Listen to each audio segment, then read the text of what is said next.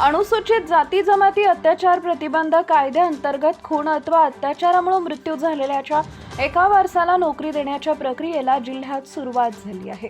राज्य सरकारच्या सामाजिक न्याय व विशेष सहाय्य विभागाने अनुसूचित जाती जमाती अत्याचार प्रतिबंधक कायद्याअंतर्गत अॅट्रॉसिटी खून अथवा अत्याचाराच्या अनुषंगाने मृत्यू झालेल्या व्यक्तीच्या एका वारसाला नोकरी देण्याचा निर्णय 20 नोव्हेंबर 2025 रोजी घेतला।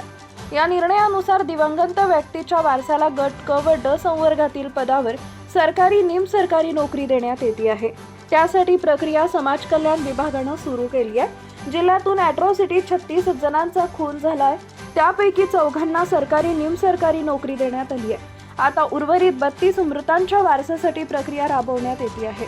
अॅट्रॉसिटीतून मृत्यू झालेल्या 4 नोकरी देण्यात आली आहे। खून झालेल्यांपैकी 36 पैकी उर्वरित 32 जणांच्या वारसांसाठी प्रक्रिया सुरू केली आहे। त्यांच्या वारसांनी 8 डिसेंबर पूर्वी सहाय्यक आयुक्त समाज कल्याण 3रा मजला डॉक्टर बाबासाहेब आंबेडकर सामाजिक न्याय भवन सोलापूर इथं आवश्यक कागदपत्रांसह विहित नमुन्यात अर्ज